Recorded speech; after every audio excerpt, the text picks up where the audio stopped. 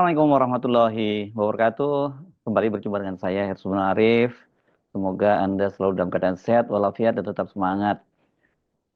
Ketua Dewan Ekonomi Nasional Luhut Binsar Panjaitan ini benar-benar sudah keterlaluan ya. Kalau kemarin saya menyebut bahwa ini benar-benar sudah too much gitu, sudah melewati garis batas itu ketika dia menyebut Pak Tri dan kawan-kawan yang mengajukan petisi agar MPR itu memakzulkan Gibran dia sebut sebagai kampungan. Sekarang dia ini malah nilai bahwa mereka ini orang yang tidak taat konstitusi dan karena itu jangan tinggal lagi di Indonesia. Dia menggunakan kalimat yang sangat kasar, kau jangan tinggal di Indonesia.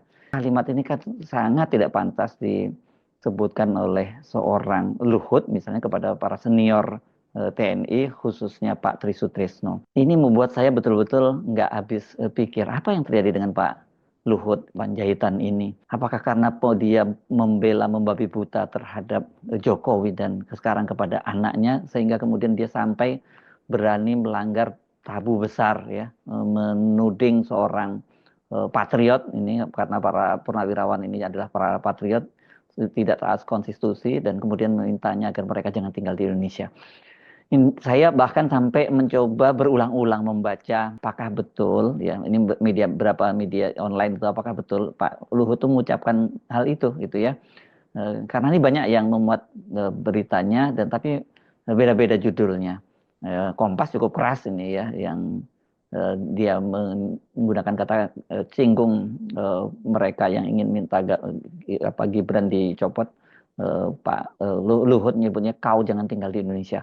Ini benar-benar diksi yang saya tahu bahwa ini sering sekali digunakan oleh Pak Luhut ya, termasuk juga kampungan tadi. Tapi betul-betul ketika ini dia terapkan kepada tokoh-tokoh senior seperti Pak Tri dan kawan-kawan itu saya kira benar-benar ini sudah tidak bisa ditoleransi lagi. Nah, seperti apa sih bahasanya? Ini saya misalnya baca di Kompas. Luhut, ini Ketua Dewan Ekonomi Nasional meminta kepada pihak-pihak yang menuntut pencopotan Wapres Gibran Rakabuming Raka untuk tidak tinggal di Indonesia. Luhut mengingatkan seluruh warga negara harus taat pada konstitusi. Iyalah harus taat. Kalau kau tidak taat konstitusi, jangan tinggal di Indonesia. Itu kata Luhut di Balai Kartini Jakarta pada hari Selasa Mei 2025. Ini rupanya setelah Luhut menghadiri halal bihalal Purnawirawan TNI AD. Yang juga di situ Pak Tri itu hadir dan saya sebelumnya menyinggung dalam konten sebelumnya Pak Prabowo sendiri sebagai seorang presiden itu memperlakukan Pak Tri dengan sangat hormat.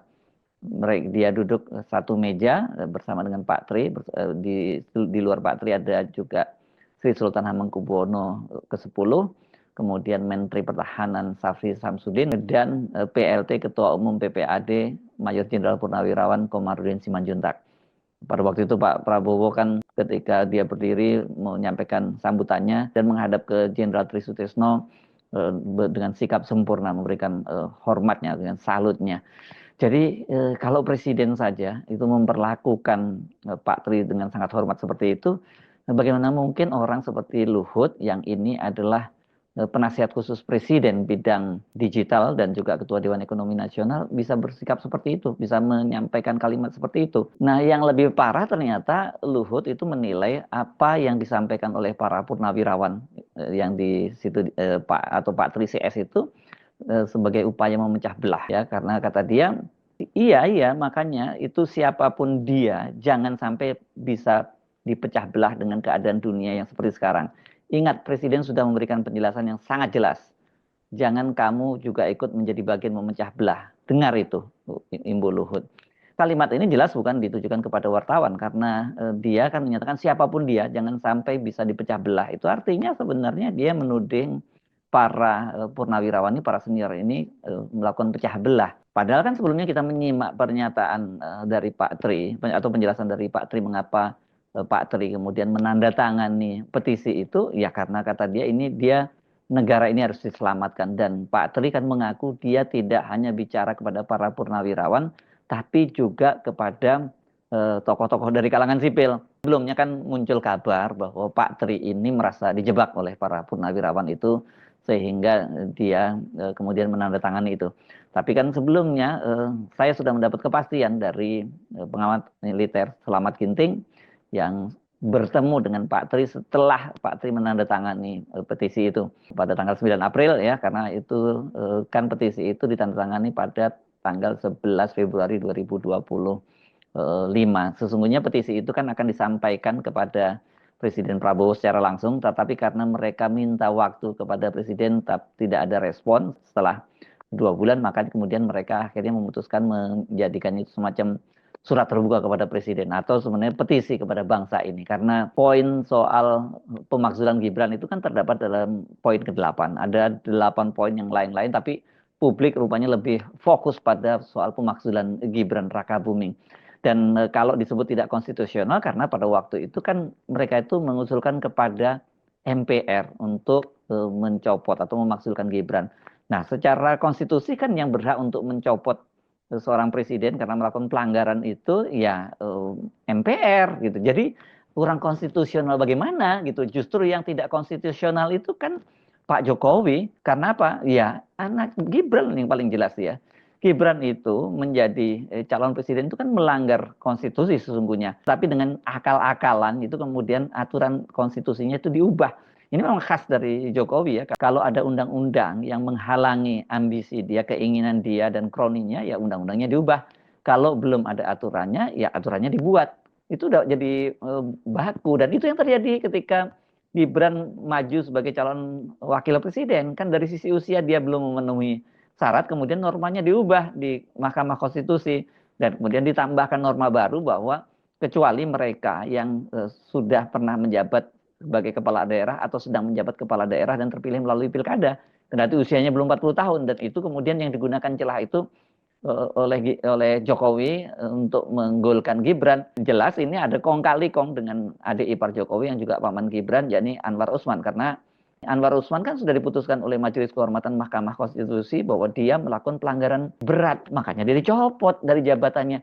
Jadi siapa sesungguhnya yang melanggar konstitusi, siapa yang mengotak-atik konstitusi itu. Sebelumnya kan saya juga sudah membuat konten tentang ini ya, tentang Pak Luhut ini. Pak Luhut waktu itu kan menggunakan diksi kampungan. Waktu itu dia ngomong ketika ditanya oleh wartawan, dia bilang seperti ini, itu apa sih? Kita harus kompak, itu aja sekarang. Ini keadaan dunia begini ribut-ribut, begitu kan kampungan. Kata Luhut di Istana Kepresidenan Jakarta hari Senin, tanggal 5 Mei 2025. Kita harus fokus bagaimana mendukung pemerintahan dengan baik. Apa yang dia maksud dengan fokus mendukung pemerintahan dengan baik itu? Justru kalau menurut Pak Tri itu kan Pak Tri itu ingin menyelamatkan bangsa ini karena para purnawirawan ini jujur saja mereka itu sangat khawatir melihat Gibran itu. Kalau kemudian terjadi tiba-tiba Pak Prabowo berhalangan tetap dan kemudian Gibran yang menjadi wakil presiden, apa jadinya negara ini gitu. Itu sungguhnya yang ingin diselamatkan oleh para purnawirawan itu. Jadi nggak ada urusannya itu soal kampungan, nggak ada urusannya tidak taat konstitusi dan harus diusir dari Indonesia. Mereka ini orang yang sangat konstitusional. Track record mereka itu menunjukkan seperti itu. Karena petisi ini ditandatangani oleh 103 orang jenderal TNI Angkatan Darat ya, kemudian ini purnawirawan semua, dan 75 orang laksamana dari TNI Angkatan Laut, serta 65 orang marskal dari TNI Angkatan Udara, dan 91 orang kolonel. Semuanya ikut petisi pencopotan Gibran Rakabuming itu. Dan nggak main-main ini yang tanda tangan itu adalah 5 perwira tinggi bintang 4. Ini bintang 4-nya asli ya, bukan bintang 4 kehormatan atau jenderal kehormatan seperti Luhut Panjaitan.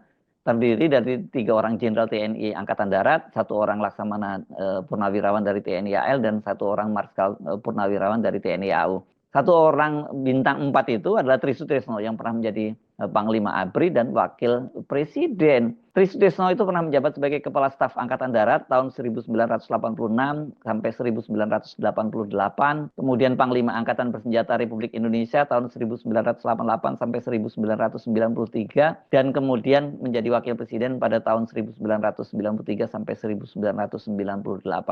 Jadi semua jenjang kepangkatan di TNI itu dia sudah jalani semua dari tingkat yang nggak terendah ya, karena beliau ini kan perwira lulusan Akademi Teknik Angkatan Darat dari Bandung tahun 59. Pokoknya mulai jabatan terendah dari ketika dia menjadi perwira pertama bahkan sampai kemudian menjadi Panglima ABRI. Ini bayangin nggak main-main, dan jelas seorang yang pernah jadi Panglima ABRI apalagi kemudian dia menjadi wakil presiden. Bagaimana mungkin mereka tidak taat konstitusi? Bagaimana mungkin orang-orang seperti ini mau memecah belah bangsa? Satu orang lagi, Jenderal TNI Angkatan Darat, ini orang kedua adalah Jenderal TNI Fahru Roji, Jenderal TNI Purnawirawan ya.